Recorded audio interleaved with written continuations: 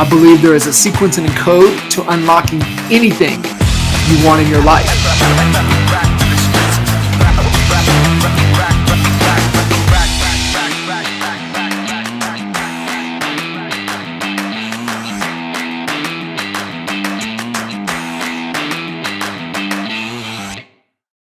What's happening, everybody, man? Thank you guys for tuning in to another episode of the Coach Code podcast. Got my main man, Mr. Jacob Barnhill, in the house with us today. What's up, brother? What's up, man? I feel like I'm getting an extra coach session this week, so this is awesome. Oh, I love it. I love it, man. We were talking before we went live here. Down 30 pounds. Yes. Just because it'll draw some inspiration, man. Kind of share kind of what that point was to where it's like, forget it. Like this has got to change. Yeah, I mean, I've gained a lot of weight. A lot of military guys, when they get out of the military, I think go through the same thing, the stress of real estate and business and all that stuff. But it really wasn't more the weight loss that I wanted. This is probably the first time I was counting up. I've always been a heavier guy, heavier kid. I've done this maybe 5-6 times where I've gone up, lost a bunch of weight for the reasons that I wanted to lose weight, or I've done bodybuilding competitions, but this was the only time that I was just like, something's got to change, just because, we needed to do the right things. And we've gone through a lot of recruiting pains and lost a lot of money and stuff like that. And just looking internally, like something has to change. And I'm still on that path, but this was the first time I kind of made that transition and that choice to do something. I'm following Andy Frisella's program, 75 Hard, if anybody's familiar with that. And he explicitly lists it out in the book, in the program. I've got the program highlights behind me right here on my corkboard. And he says this is not a physical challenge. It's a mental challenge. It's 100%. Can you do these essential tasks every day? And I think I just needed that kick in the butt to just like get back in the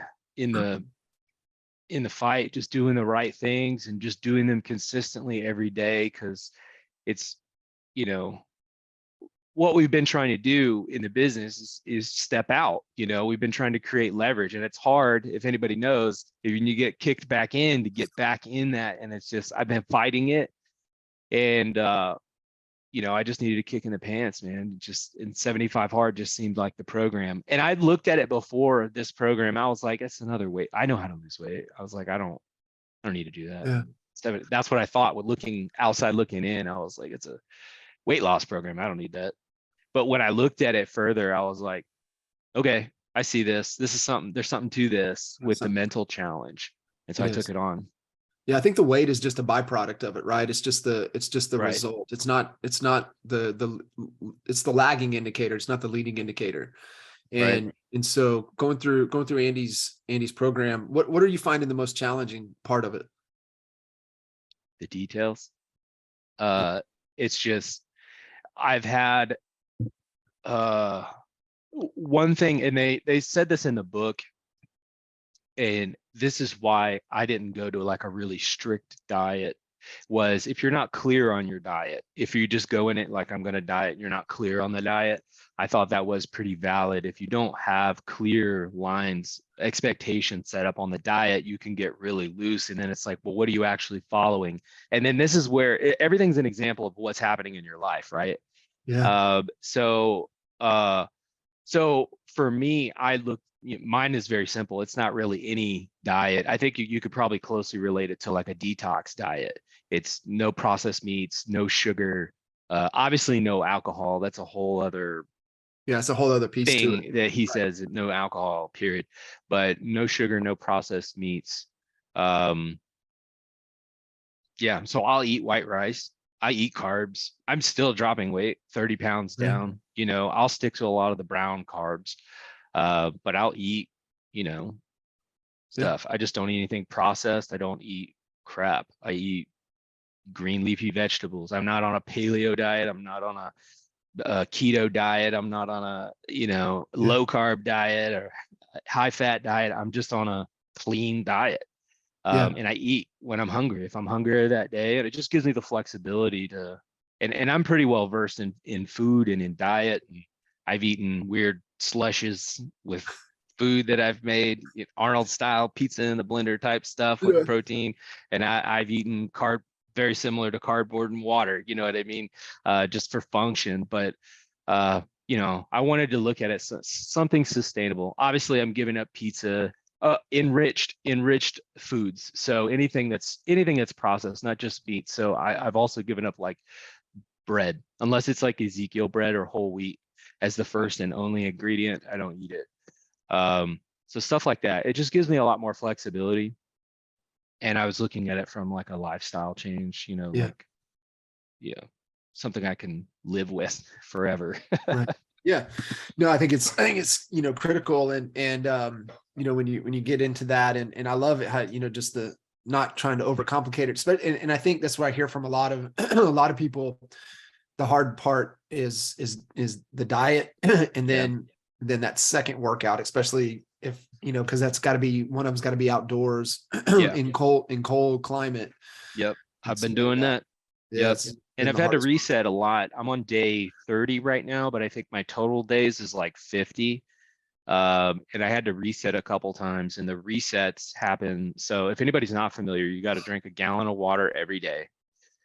You have to do 2 workouts. They have to be 45 minutes each. They have to be separate from each other, and one of them has to be outside. You have to read 10 pages of a personal book. He spells this out in the book, 75 Hard. It's not a very big book. I have it right here. So if you order it, like it's not, but he explains a lot of this stuff. So I thought I was really clear on it, and I wasn't really missing a whole lot, but it is nice for anybody that maybe you make those little excuses or give yourself a room. Like if you really want to make sure, and there's no one checking you, there's nothing checking you on this stuff, but yeah, follow the diet, whatever. You can do any diet. He doesn't tell you any diet. 45-minute workouts, no alcohol, progress picture every day, 1 gallon of water, and 10 pages of a book. And 75 Hard, I was looking at it. If you go Google it, there is 75 hard-ish programs all over the place. And you see people tailor this stuff to their liking. And he says, he spells that out too in the book. And it's just like, this is why you have problems in your life. He's like, follow the program. And it sounds simple, and it is simple, but it's not easy. Like things that I've had to reset for is one time I did break the diet, and it was after a couple resets, and I broke the diet, but you have to get right back on the program. You can't take a day off. Once you've committed to the program, you're supposed to finish the program. You're not supposed to, I messed up, I can take a day off. You know what I mean? So it's just being honest with yourself. And then one time I had to reset because I carry around this half-gallon jug. So I got to fill this up twice for the day. And I had a cup at my desk, and I put some water in it, and I'm drinking it, and I'm making my phone calls. And then I walked away, carried my jug, and I went to my appointments the rest of the day. I came back the next morning to start my day again, and I'm looking in my cup, and there's water in the cup, and I'm like, dang, I gotta start over. Geez. That'd have been easy to just like, hey, I still got it, right? Yeah. That'd have been easy to do that. So each of these is a lesson, you know what I mean? It's just like, all right, what's the lesson? What's the lesson? He teaches you, he talks about it in the book. Like, what's the lesson you have to learn, every time that you reset. And then another thing with the book is there's actually 3 phases to this. Did you know that? This is actually a year program. Right. I knew there were multiple phases. What is the other phases? So I don't have all those committed to memory because I'm not there yet. So you are supposed to come off of the program. You can still work out, of course, and you're not supposed to be a fat ass. You know what I mean? Again, when you come off of 75 Hard, but you're supposed to come off of the program a little bit. You go, sink into some normal flow, go have your beer, pizza. He wants you to do this. Obviously, if you don't want to totally let control or let go of all control, and you want to work out, like do the things that you want to do, but you're supposed to let go from the program for a time, and you're flexible with the amount of time that you're able to do that. but you're supposed to complete 3 phases within 365 days from you starting the program. So all the times you've had to reset and all that stuff. So those 2 gaps that you get in these 2 phases, he wants you to come off, so you have to go back on. And it's about habit forming and these little life lessons with these details. So he wants you to come back on. You're doing the basics of 75 hard.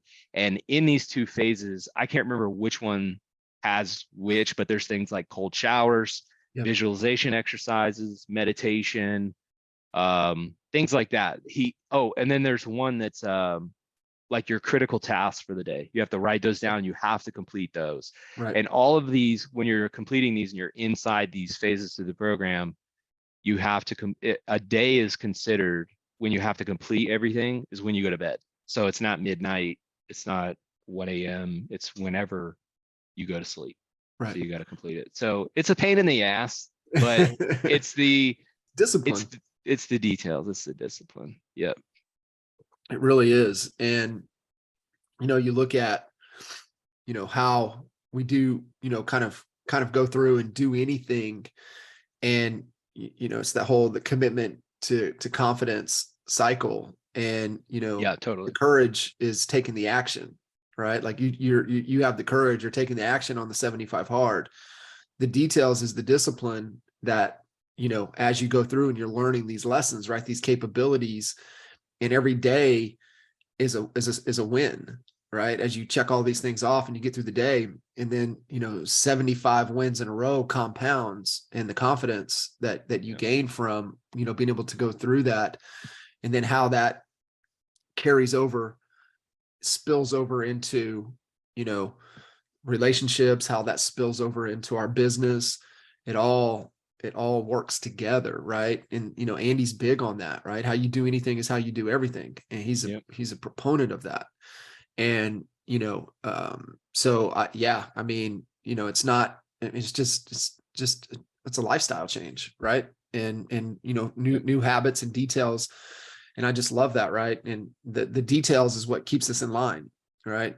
The courage to take the action, the details to keep the action moving forward. So for you, extensive, military background. I mean, your whole family, from a military background, and being able to carry that over into business. I mean, what are you starting to see, for you that's starting to carry over what you got away from, being from in business, being undisciplined now, bringing in the details? How is that carrying over into business for you now?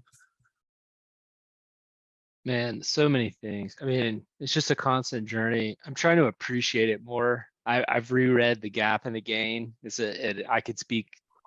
The answer to your question is all in that. I'm unlearning some things I should definitely unlearn, for where I want to go, and then learning the discipline, because I think everybody wants to get into real estate, and it's hard to even admit, like, you get into real estate because you want time freedom, right? And then on top of that, if you want to build a team, right? Now I'm not just managing my own, commitments. I'm having to, learn and build systems around, other people. It's hard, man. And, coming from such a structured, it's easy when it's easy, like, I've always been pretty good at just turning the switch on. If I want to just turn on, I want to go hard in the gym, the weights, whatever you got to do. You got to do hard stuff in the military, but they take care of you. Yeah. You always got a paycheck. You always have a set schedule. You're told where to be. Structure. Yeah, there's so much structure around you. So, if you've got anything to you fitting in that model, it's easier, right? I'm not saying the military is easy in all aspects, but it's a lot easier when you have a little, something to you in that environment. So when you come out and there's none of that, that is so hard. It's so hard. You're not used to having your own schedule. Everyone needs you, it's so different. And I think that just trying to be better, finding the personal power in all of that, like making sure that, I teach people how to treat me in all regards, you know, from all places, setting better expectations. I don't know, man. I could talk about 1,000 things with that question. No, Air Force, my son just getting in, on his first, station now in South Korea. And, he's already, just the structure and the change and, Yeah, just absolutely, loving it. And, off to Germany next year. So he'll spend a little more time there, and he's, cool. he's really looking forward to it. And, I look at, was a great kid. He is a great kid, but being able to, need that structure, right? Right. And, within that confined. And so I think it's, spot on with what you said. And the other thing too, and you mentioned it, I was listening to, it's called The Psychology of Money. I don't know if I've told you about it yet. And it's talking about, from, money, and it's more mental than it is logical. Money is, and it really comes from, really when you were born will really dictate a lot of how you view and your relationship to money. And so one of the things that they talk about is that at the end of the day, all of us want the freedom to control our time. That's ultimately what it boils down to, is everything we're doing is freedom for our time. And so it made me kind of think about people getting into real estate. They have this idea that I'm going to now be able to set and control my schedule. And yet they're not disciplined to the schedule. Yeah. And so it's like what you were talking about, right? When you've got it, like when you're in where, any military, any working for any company, doing anything else, like, you know where you got to be, when you got to be there, and, showing up on time, showing up, early, you've got your job, your tasks, the things that have to get done. Whereas when you come into real estate, people have the belief now, it's like, I can do whatever I want, whenever I want. And it's just like, yeah, well, if you don't get to the work, yeah, and the things within your control, the day is going to take everything from you. And you're not, and you're at the end of the day, you're like, what did I do? What did I get accomplished today? And so I love, like Andy's program, the 75 Hard, you're checking those boxes, you're winning there. Well, how is that going to carry over into the business? And like, what are those activities that you're focused on that's going to allow you to win? And I think that, the lagging indicator in our business is new clients and new money, which is essentially the weight that's coming off with 75 Hard is just a byproduct of what it is. And I think, the money in real estate is just a byproduct of the activities that you do on a daily basis within your control. So for you, kind of shifting in on the business side of things, like for you right now, knowing kind of where in your market, knowing where the business is, like, what are you committed to within your control on a weekly, daily basis? Yeah. Reaching out to more of my sphere of influence. It's a lot of what I teach the team, and just recommitting on that and doing that for myself.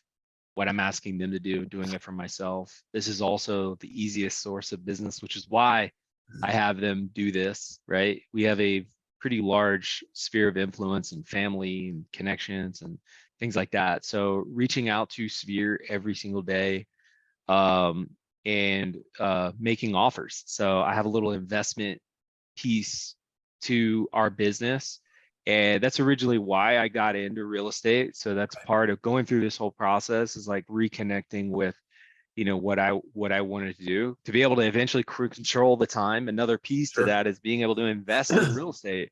And, I originally got my license because I wanted to invest in real estate and have more access to the information and the deals. So making offers on properties.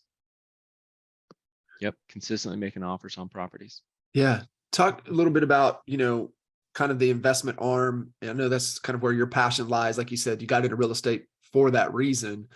Like, talk a little bit about that, kind of what you guys are doing. You've got re-up, you've got, just everything that you guys are doing on the investment side. And then, Yeah. where is the opportunity, in today's climate, in today's market? Like, where are you seeing that from an investment point? Yeah.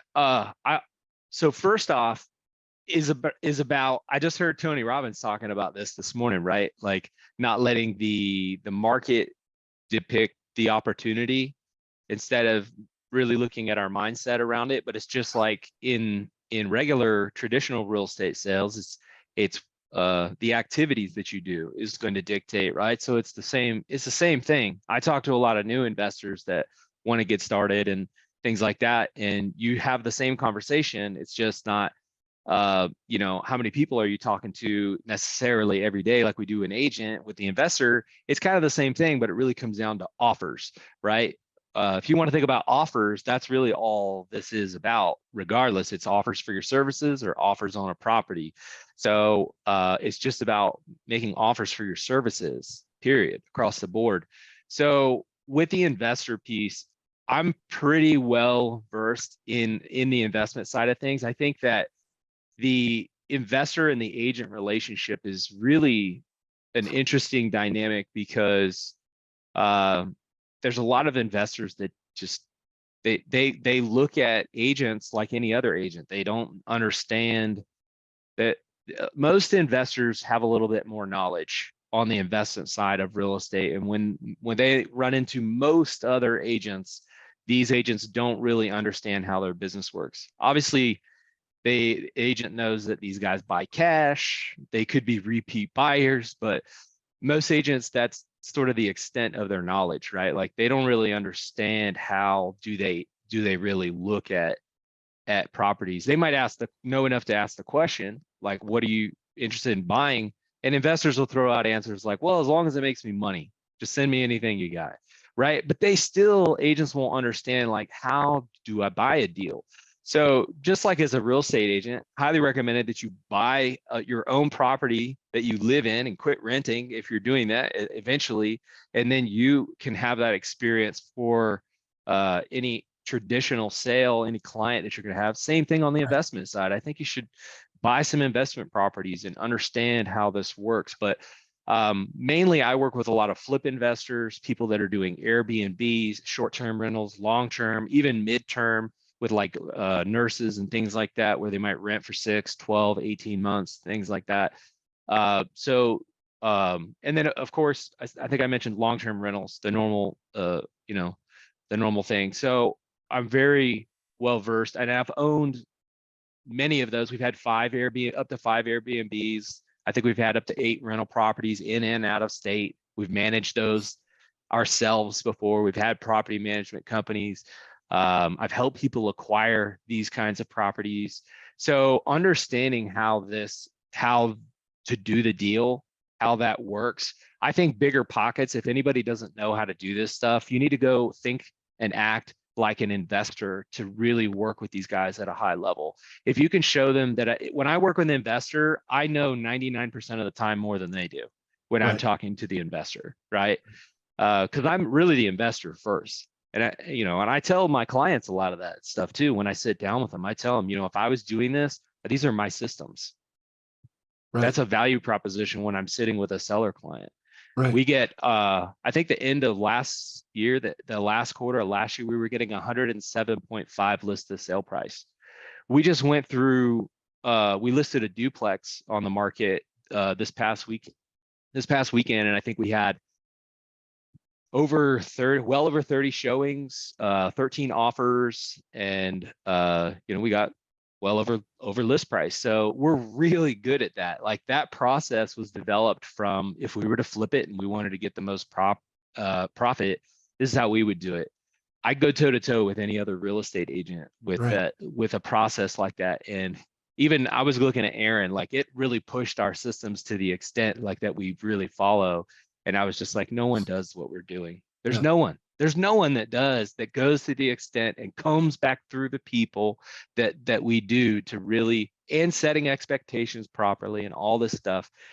I mean, we've gotten to the point where we're just like, we can't even document some of the stuff. It just needs to be tailored depending on the situation when we kind of Sure. get to certain junctures. But it's how I would do it. And I think that you just need to understand, Bigger Pockets is a great resource. You need to understand how to do a deal. What makes sense, what's, what makes sense. You need to understand how to do that. I have a document for my agents.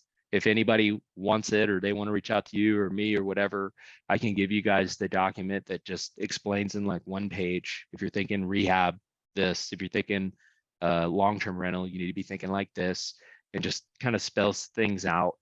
The questions are different too. So when you're an agent talking to a traditional buyer, what are some of your typical questions you're asking a buyer? Are you pre-qualified? What's your timeline? What's your motivation? Things like that, right?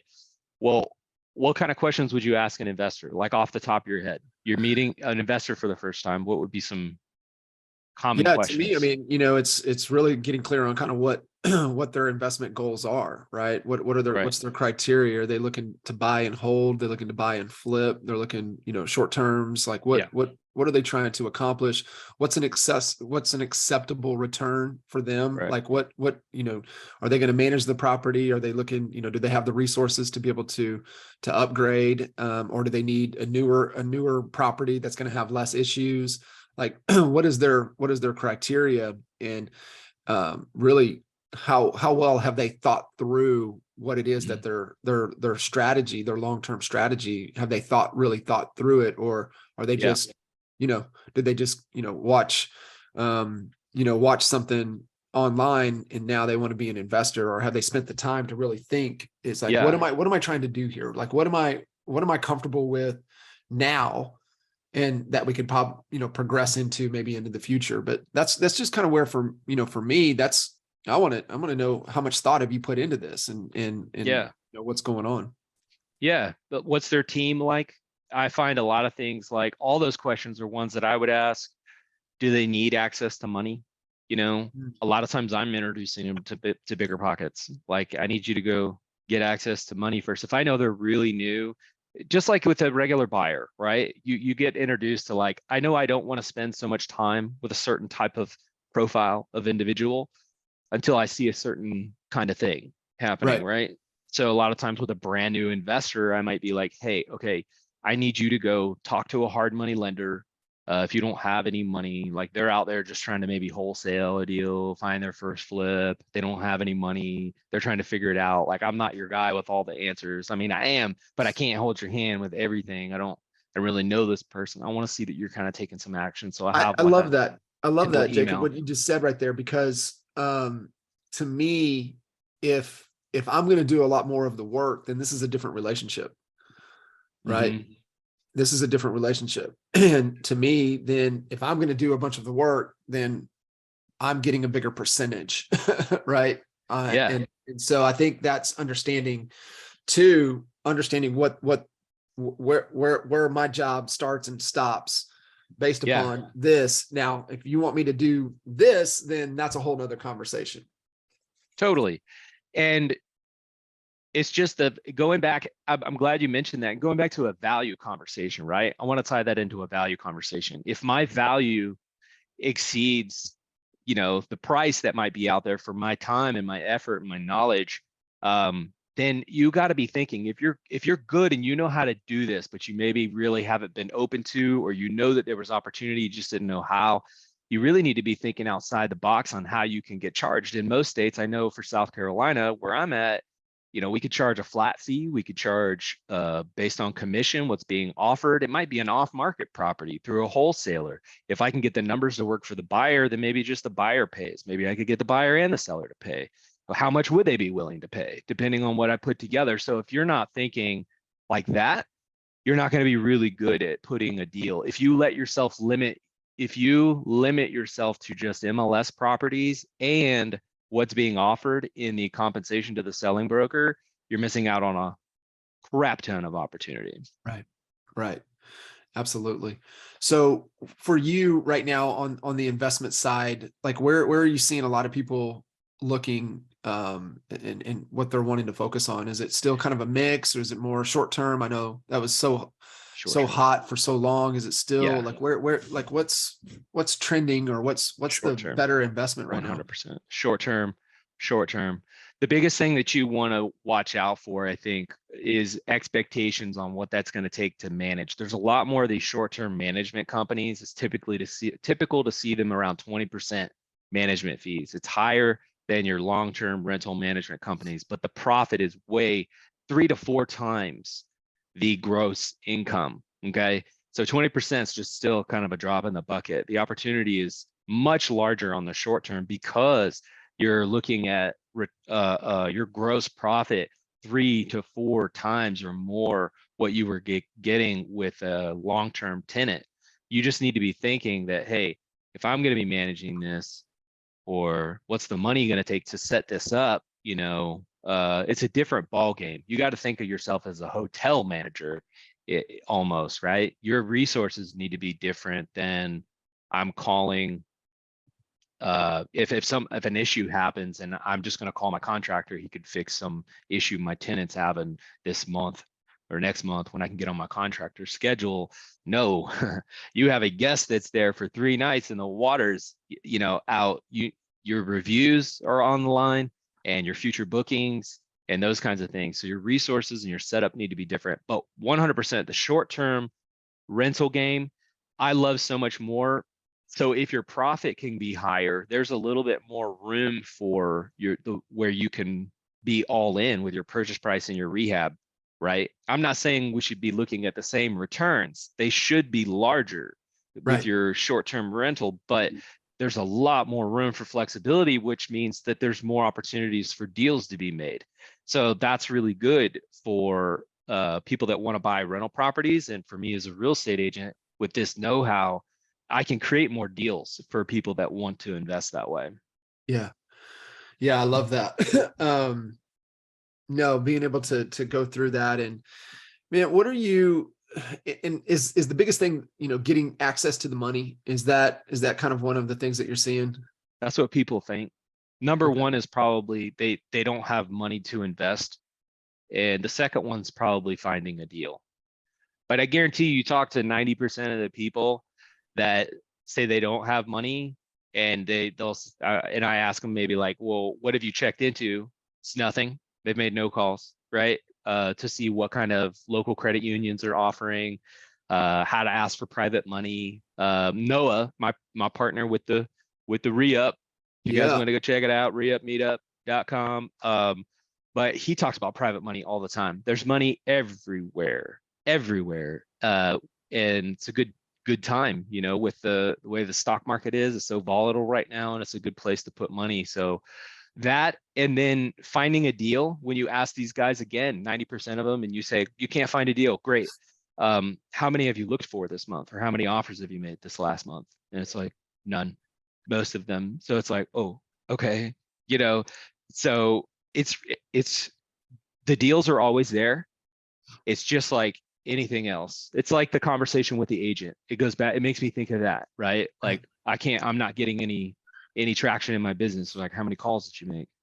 How many people did you ask to sit down for an appointment? That conversation, that's typically what you're going to see. If you're making offers on a consistent basis, you're going to get a deal. If you're constantly doing the things to find the properties to make the offers on, you're going to find the deals. It's just going back to that consistency piece again. So the deals are out there, the money is out there. There's so much to learn, to know the ways that you can put things together creatively too. And to me, knowing all of this, I want to tie this, and I wanted to mention this in all of this too, is if you're an agent and you're looking to do stuff like this, I just had a conversation with one of my agents this past week. Like, if you want to keep your license, you have to do the right thing for the seller. You must do the right thing for the seller. And that conversation can get real gray real quick, right? I could go out there to someone that wants to sell their property, for cash, and they tell me I want to be done with it. And I'm like, cool. And I go and I look at the property and I'm like, cool, well, I'll buy it. I'm licensed. I'm checking that box, right? And I'm like, I'm licensed, but I'll buy it. And you said you told me over the phone you wanted this price for it. I could pay that today. I'll close in 2 weeks. Do you want to do that? Yeah. Okay. Let's sign the contract. Then he finds out at closing that he could have got another $50,000 and then wants to take me to court. And I never gave him any disclosure in writing that I was a licensed person, or he said he never saw any comps and I wasn't forthcoming with any of this information. You see how this can get real messed up real quick? Yeah. Right. So it's not just that piece, but what do you want your business to be known for? I like being known for when sellers leave us reviews, they were just at wit's end. We've got reviews where we've saved marriages. We put another $25,000 in people's pockets. And it's like, cool, man, if they're willing and they got time and they want to go on the market, let's do that. I'm most of the time pushing people to do that when I'm meeting with sellers. If they are absolutely just done, my brother is on his deathbed. I need to be in Florida tomorrow. Get me out of here. I don't care. And I'm like, cool, sign this disclosure. I'll buy it. Different conversation. But you just need to make sure disclosure, and you got to do the right thing. I love it. I love it, man. No, it's, it is, doing the right thing, being able to do that. But I was, just kind of thinking through, man, Kyle Whistle, I think, on Expert Mentors beginning of the year. And he said the same thing, man, is that, it's finding the deal, right? If you have the deal, the money's there, right? Oh yeah. And you just got to be resourceful, right? You mentioned Tony Robbins earlier. It's all about how resourceful you are. Yeah. And really looking at, just diving in, man. I mean, just diving in and connecting. And I promise you, somebody that knows somebody that can help. Look at this, man. I want to tie it this way. Like, if right now as real estate professionals, we know the traditional buyer seller right now, it's like, man, if they only knew that if they could just beat the springtime market, we could get a higher price for the house. We'll have more options. I can get them a better deal. They could refinance later. We could tell them all this stuff till they're blue in the face. We're blue in the face, and we know this stuff, but most of them are not taking action on that, right? They're just doing it on their timing. And then a lot of them want you to wave your magic wand to figure out all the cool and best opportunities at the time they want to do it. That's typically what's happening, right? But we know this stuff. And then the investor, a lot of time, or your newer typical investor, is operating the same way as the consumer. They're operating the same way. They're letting the market and the news headlines dictate what they want to do. When if you would just operate like the professional that you are and just freaking, make offers, get out there, make a deal, ask great questions, and just do the activity, the deals are always out there. The monies are always out there. It's always out there. Yeah. Always. Yeah. Always. I love that. When you go to those networking events for real estate investors and they're just like, it's hard to find a deal right now. Me and Noah kind of joke about that kind of stuff because it's just like, okay, you're right. Yeah. Sure. What do you guys, you and Noah, especially, kind of with the re-up and bringing people together, you mentioned, and I noticed this last year when I was out there with you guys, there's a lot of people, they got full-time jobs and they're just trying to scratch the surface because they want that freedom. They want a better life. And this is just one of the avenues. Yep. I mean, in your conversations, I mean, what do you guys, try to drive through, or most of the challenges people coming in to re-up seem to have? It's the same stuff, man. It's very similar to the agent stuff. It's just, I think a lot of people struggle. It's very similar to the agent, man. If it's not them having a job or a part-time job and trying to have the time or the discipline to do the activities, just like the agent, a lot of them are focused on the business name and the logo and the website and the business cards and all this stuff, right? And it's just not where they should be focusing, it's the same stuff. And shiny object syndrome, paying for programs. It's the same stuff, dude. It's the exact same thing as the agent. So you the biggest thing is in their thinking, right? So getting them in to understand what really matters. And, that is the formula for any business, right? Is Knocking the offers, doors, making the calls. Yep. All that. anything you can do to make an offer Yeah. and get the no's to Yep. get the yeses, right? Yep. Offers minus no's equals yeses. Yeah. Deals are not found. I always say this, deals are not found. That's the other little problem with people. Not only are they listening to the market, their words that they're choosing are, I can't find a deal. Deals are not found. They're How are made. deals? Deals are made. Deals are made. Deals are Yep. made. Yep. Explain that. So if you are constantly making the offers, right? So here's how this works. There's a property on the MLS. It's been sitting there for 200 days, but it's not the price that you would buy it at. That's not one. And you move to the next one, right? But what if I called that real estate agent and I asked them, I said, hey, I have the ability, or my investor or me or whatever, we're going to make a cash offer. It'd be as is. We could close and whatever the seller wants, right? Is that something that you think would be worth our time to write an offer on if it was lower? And they say no. Okay, cool. But this is the beginning of where deals are made. Everyone's trying to find the deal, right? And that's what everyone else is doing. They're just looking out there. Well, I can't find any deals. It's like, dude, pick up the phone and call someone It's and that see right there, what right? else is going on there. Is there Right. a problem? Being solution oriented, like you were just saying a minute ago, like what's, when I ask that question, I literally have that as a script. That's the question. You want to get deals? Do that, put that in your calendar and do that for an hour a day and call the properties, start building your own criteria, your area, town, getting familiar with that radius that you want, that subdivision that you want, door knock every door, call every listing that comes up, find all the withdrawals, find all the expireds, call those past agents and ask them, if we could make an offer, it'd be lower, but it'd be cash. Would the seller be open? Would it be worth our time to write that up? If you ask a question like that, some agents will say no, or just make an offer or whatever. If this is showing you the willingness or potentially the seller's situation, right? A lot of things are going to come from just having that conversation, but that's just where deals are made, is stuff like that. I love it. I love it, man. And it goes back to the whole thing, right? Everything has to lead to a conversation. So I think, like you said, they're trying to find things without picking up the phone and having a conversation to explore what their situation is and what they would be open to.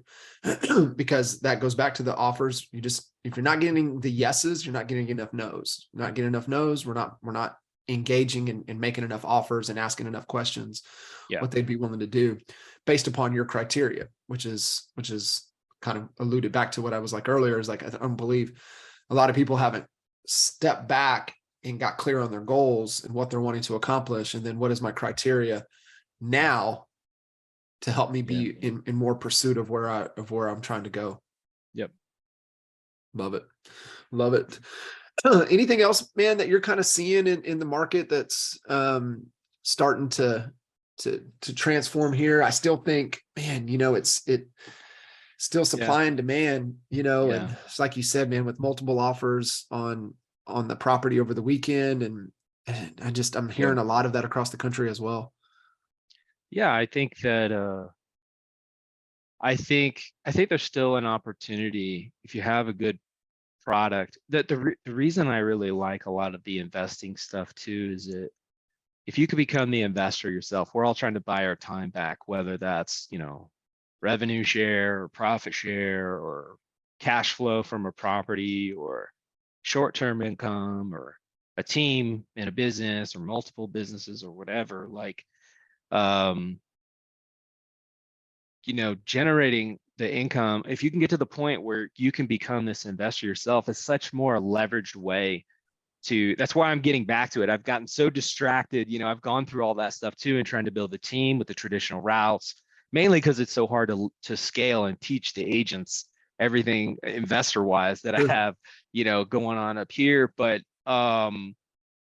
just if you can do that, there's so much leverage, the repeat transactions with the investors, the help them buy it, then you can list it back. Then those leads you can give to your team. I have a conversation with the investors about all the potential, if they were to get licensed, that they could have, with doing this stuff. But it's such a leveraged position.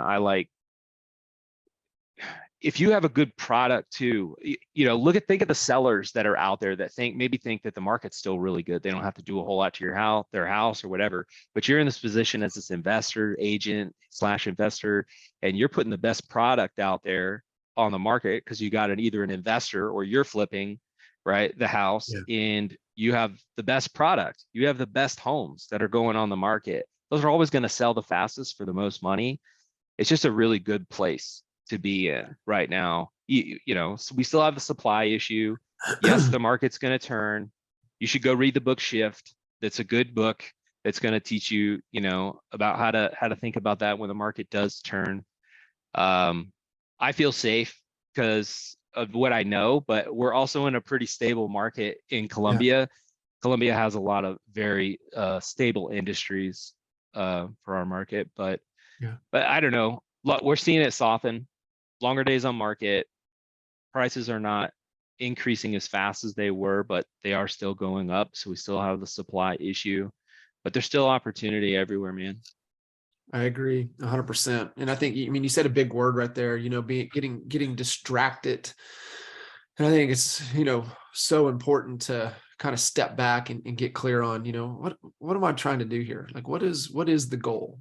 And are these things that I'm distracted with helping me get closer to the goal, or do we need to start stripping a bunch of this stuff away and narrow the focus? Yeah, that's a conversation every day. I've been having that. So why am I doing this? What are we doing this for, Aaron? Yeah, what are we doing? It's like every day. Oh, I love it. Cool, brother. Well, man, you're definitely a wealth of information and knowledge, and your expertise around the investment side of things. And I feel anybody listening in or hears this that wants to sharpen their skill set if they so choose around the investment side of things. I think you're the resource for people to tap into, and you and Noah and what you guys are doing with re-up. And so for sure, if you guys are listening, connect with Jacob. Jacob, what's the best way to get connected with you? Just send me an email, jacob@barnhillteam.com. That's it, man. That's it. Well, I appreciate you, man. Keep rocking on the 75 hard, and we'll talk soon for sure. Cool. Thanks, John. All right, buddy. See you. Peace. See you, everybody. Thanks.